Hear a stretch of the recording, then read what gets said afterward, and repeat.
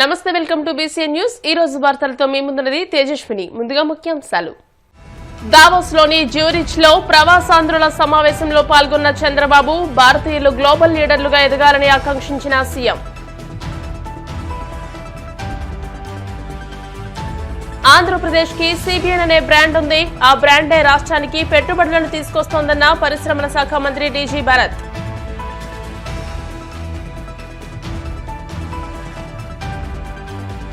విశాఖ ఉక్కు పరిశ్రమకు కేంద్రం భారీగా నిధులను అందించడం హర్షణీయం. సీఎం చంద్రబాబు కేంద్రాన్ని ఒప్పించి నిధులు రాబట్టారన్న మంత్రి కొల్లు రవీంద్ర.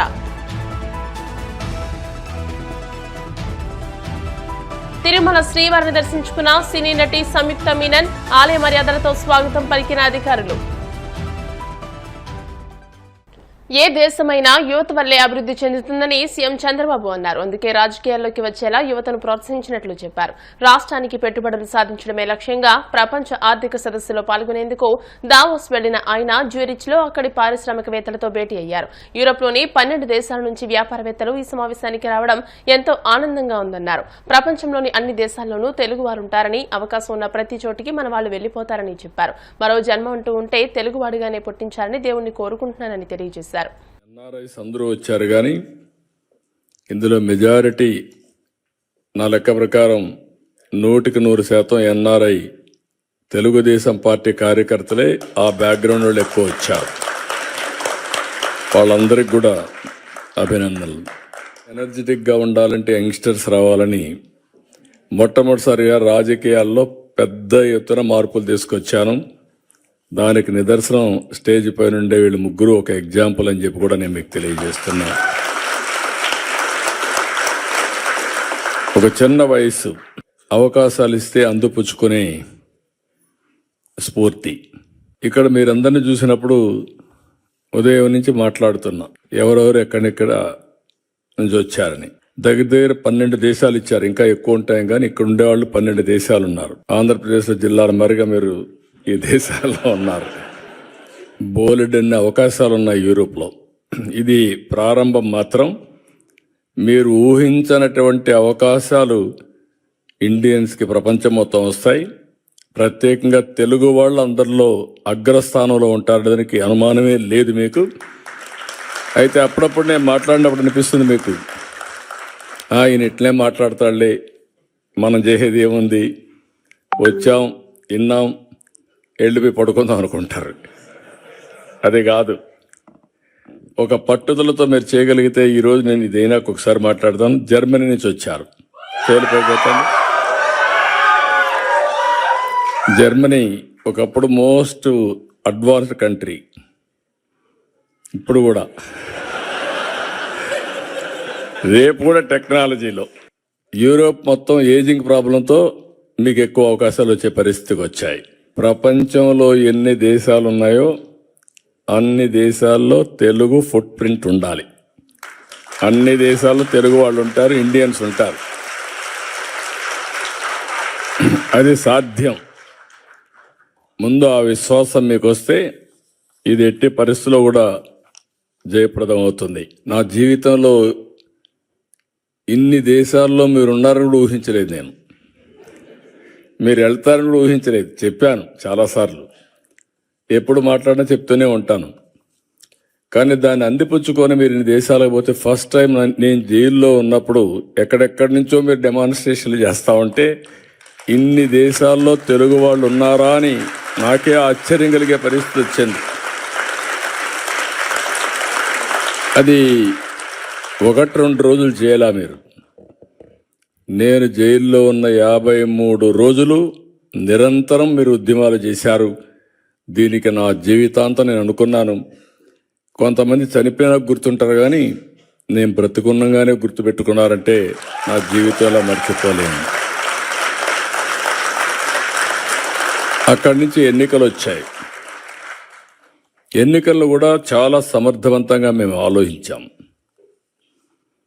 రాష్ట్ర భవిష్యత్తు ఒక పక్క, రాజకీయాల్లో ఉండదగ్గ వ్యక్తి కాని వ్యక్తి ఆ రాష్ట్రంలో ముఖ్యమంత్రిగా ఉంటే ఏం జరిగిందో మనం చూసాం. అందుకని అందరం కలవాలనుకున్నాం. తెలుగుదేశం, జనసేన, బీజేపీ 3 పార్టీలు కలిసి పోటీ చేశాం.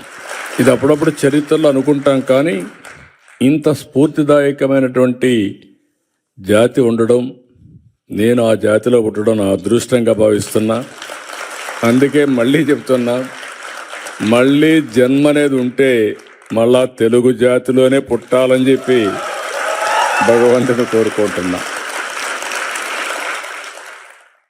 ముఖ్యమంత్రి చంద్రబాబు లాంటి దార్శనిక నేత చేతుల్లో ఆంధ్రప్రదేశ్ రాష్ట్ర భవిష్యత్తు సురక్షితంగా ఉందని మంత్రి టీజీ భరత్ పేర్కొన్నారు. సీనియర్లు జూనియర్ల కలయికతో ఏపీ కేబినెట్ పటిష్టంగా ఉందన్నారు. రిలయన్స్, ఎన్డీపీసీ, టాటా లాంటి పెద్ద సంస్థలు పెట్టుబడులు పెట్టేందుకు ముందుకొచ్చాయని అన్నారు. ఏపీకి CBN అనే బ్రాండ్ ఉందని, ఆ బ్రాండే రాష్ట్రానికి పెట్టుబడులు తీసుకొస్తుందని చెప్పారు. ఆంధ్రప్రదేశ్లో పెట్టుబడులు పెట్టేందుకు అన్ని సానుకూల పరిస్థితులు ఉన్నాయని ఆయన తెలియజేశారు. యూత్ లీడర్ మా నారా లోకేష్ గారు, హైలీ ఎడ్యుకేటెడ్, 175 ఎమ్మెల్యేలు, 25 ఎంపీలు, ఆ రాజ్యసభ ఎంపీలలో స్టాన్ఫర్డ్ నుంచి చదివిన వాళ్ళు ఎవరు లేరండి. So very highly educated, so he knows what to do, when to do everything. So perfect blend ఉంది మాకు, ఇట్లా సీనియరు ఇట్లా జూనియరు. వీ హ్యావ్ ఏ అంటే లాంగ్ టర్మ్ విజన్, ఒక ఆలోచన చేస్తే ఫ్యూచర్ ఆఫ్ తెలుగుదేశం పార్టీకి ఉంది అని చెప్పేదానికి ఒక క్లారిటీ ఉందన్నమాట మా పార్టీలో.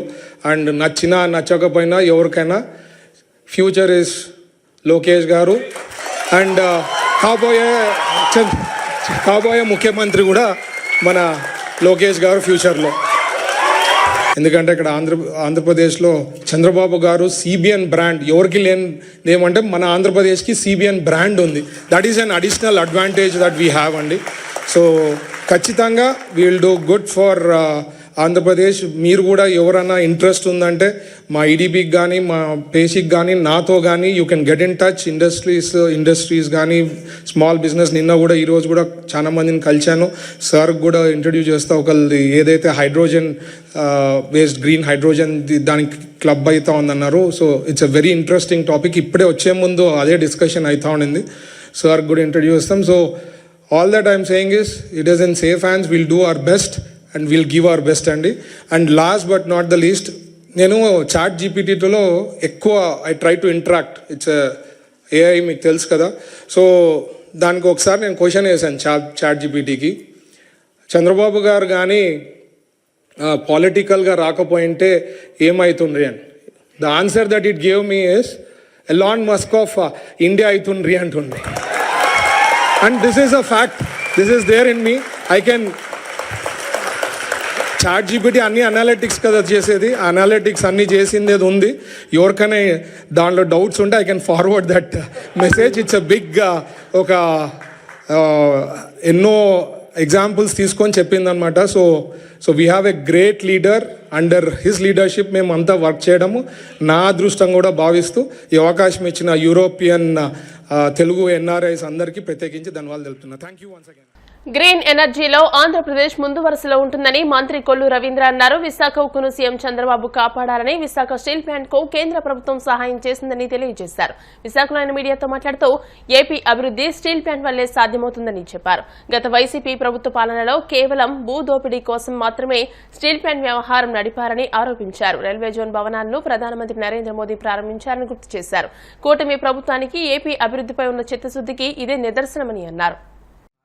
నాయకులు ఆనాడు చేసినటువంటి పోరాట పటిమ, మరి రాష్ట్ర పార్టీ అధ్యక్షులు అయితే ఆమరణ నిరాహార దీక్ష చేశారు పల్లా శ్రీనివాస్ గారు, మరి గంటా శ్రీనివాసరావు గారు, ఇంకందరూ కూడా రాజీనామాలు కూడా చేశారు. ఆ రోజు ఎమ్మెల్యే పదవులకు కూడా త్యాగం చేయడానికి కూడా సిద్ధపడ్డారు. మేమందరూ కూడా రాష్ట్ర వ్యాప్తంగా పోరాటం చేశాం. కార్మిక వర్గాలు కొన్ని వందల రోజుల పాటు మరి దీక్షలు చేశారు. అక్కడ ఇవాళ తిరిగి మళ్ళీ దీన్ని ప్రాణ ప్రతిష్ఠ చేశారు గౌరవ ముఖ్యమంత్రి గారు నారా చంద్రబాబు నాయుడు. ఇది కొత్త కాదు, గతంలో కూడా ఇదే పరిస్థితి వచ్చినప్పుడు, ఆనాడు వాజ్పేయి గారు ప్రధానమంత్రిగా ఉన్నప్పుడు, అప్పుడు కూడా గౌరవ ముఖ్యమంత్రి గారు కేంద్రాన్ని ఒప్పించి మరి ఆ రోజున విశాఖ మళ్ళీ కాపాడుకోవడం. మనం చూసిన 5 సంవత్సరాలు మరి వైఎస్ఆర్ పార్టీ నాయకులు, ముఖ్యమంత్రి జగన్మోహన్ రెడ్డి కబ్జా చేయాలని, విశాఖ ఉక్కు కర్మాగారాన్ని, 1000 ఎకరాల భూమిని కబ్జా చేయాలనే ఏకైక దురుద్దేశంతో కేంద్రంతో ఒక్క మాట కూడా మాట్లాడకుండా ఫోస్కా కంపెనీతో ఒప్పందం కూడా చేసుకోవడం జరిగింది. ఆ రోజున ఇంత కుట్రలు చేసి ఈ రాష్ట్రాన్ని సర్వనాశనం చేయాలని చూస్తారు. మొన్ననే హోమ్ మినిస్టర్ గారు చెప్పారు, వ్యవస్థల్ని డిస్ట్రాయ్ చేయడానికి ఎలాంటి పరిస్థితులు వస్తాయో లాస్ట్ 5 years లో ఆంధ్ర రాష్ట్రంలో అదే జరిగింది. మేము పూర్తి సపోర్ట్ చేస్తున్నాం. ఎందుకంటే ఇవాళ దాదాపు 14 పబ్లిక్ సంస్థలు, ఆ సంస్థలన్నీ కూడా వాళ్ళు తీసుకున్నటువంటి విధానానికి విరుద్ధంగా ఫస్ట్ టైం ఈ విశాఖ ఉక్కు కర్మాగారానికి ఇవ్వడం అనేది ఒక చారిత్రాత్మకమైన నిర్ణయం. మరొకసారి వారికి ధన్యవాదాలు తెలియజేస్తాను. ఈ స్టీల్ ప్లాంట్ ని ఇంకా మరింత, ఎందుకంటే మేము వచ్చిన వెంటనే ఆ రోజున నేను మైనింగ్ మినిస్టర్ గా ఫస్ట్ టైం మ్యాంగనీస్ కి సంబంధించి 50 సంవత్సరాల లీజ్ ఎక్స్టెండ్ చేయడం కూడా జరిగింది. ఎందుకంటే 5 సంవత్సరాలు చేయకుండా చేస్తే ఆ రోజు మేము వచ్చి కాపీ కూడా తీసుకొచ్చి స్టీల్ ప్లాంట్ లోకి వెళ్ళి అంతా సందర్శించి రావడం కూడా జరిగింది. ఆ రోజు మేమంతా కూడా వెళ్ళి ఇవాళ దాన్ని నిలబెట్టాలనేది కూటమి ప్రభుత్వం వచ్చిన దగ్గర నుంచి అదే దృక్పథంతో మేము చేసుకోవడం జరిగింది. ఖచ్చితంగా ఒక చాలా అద్భుతమైనటువంటి అభివృద్ధి ఆంధ్ర రాష్ట్రానికి స్టీల్ ప్లాంట్ ద్వారా వస్తుందని చెప్పి ఖచ్చితంగా మేము భావిస్తాము. ఇంకా దానికి కావాల్సినటువంటి ఇతర నిర్ణయాలన్నీ కూడా త్వరలోనే తీసుకోవడం కూడా జరుగుతుంది. కేవలం దోచుకోవాలనే కార్యక్రమాలకే శ్రీకారం చుట్టారు. ఆ రోజున ఋషికొండ 400 కోట్ల దగ్గర 500 కోట్ల రూపాయలతో ప్యాలెస్ కట్టారు. బోడిగుండు కొట్టి ప్రజాధనం, ప్రజలకు సంబంధించినటువంటి ధనాన్ని ఉపయోగించుకుని ఆయన గెస్ట్ హౌస్ కట్టుకోవడం కోసం ఆ కార్యక్రమాలు చేయటం. దస్పల్లా భూములు దాదాపు 5,000 కోట్ల కుంభకోణాలకు పాల్పడ్డారు. చివరికి వాల్తేరు క్లబ్ ఎన్నో వందల సంవత్సరాలుగా అందుబాటులో ఉన్నటువంటి వాల్తేరు క్లబ్ కూడా 1000 కోట్ల విలువ చేసే వాల్తేరు క్లబ్ కొట్టేయాలని ప్రయత్నం చేయటం. మరి ఇవాళ ప్రభుత్వం కట్టుబడింది అన్ని కార్యక్రమాలకి. ఈరోజు ఆంధ్రప్రదేశ్ రాష్ట్ర ప్రభుత్వం గౌరవ ముఖ్యమంత్రి వర్యులు చంద్రబాబు నాయుడు గారు ఇవాళ TCS సెంటర్స్, లోకేష్ గారు కూడా మొన్న వచ్చి అందరితో కూడా మాట్లాడటం కూడా జరిగింది. గూగుల్ సంస్థ కూడా విశాఖపట్నంలోనే ఏర్పాటు చేయడానికి వాళ్ళ ముందుకు వస్తున్నారు. అదాని డేటా సెంటర్, అలాగే మైక్రోసాఫ్ట్ ఆల్రెడీ వచ్చింది. ఇంకా దాన్ని మరింత ముందుకు తీసుకెళ్ళడానికి కార్యక్రమాలు. ఈ రోజు దావోస్ లో కూడా గౌరవ ముఖ్యమంత్రి గారి చేతుల మీదుగా 17.8 మిలియన్ టన్నుల సామర్థ్యంతో గ్రీన్ ఫీల్డ్ స్టీల్ ప్లాంట్ ఏర్పాటు చేయబోతున్నారు. ఇవాళ దావోస్ లో కూడా దాని మీద MOU రాసుకోవడం కూడా జరిగింది. ఇది నిజంగా స్టీల్ ప్లాంట్ హిస్టరీలోనే ఒక కొత్త అధ్యాయానికి, ఎందుకంటే లిక్విడ్ రూపేణ ఐరన్ ఓర్ తెచ్చుకోవడం జరుగుతుంది.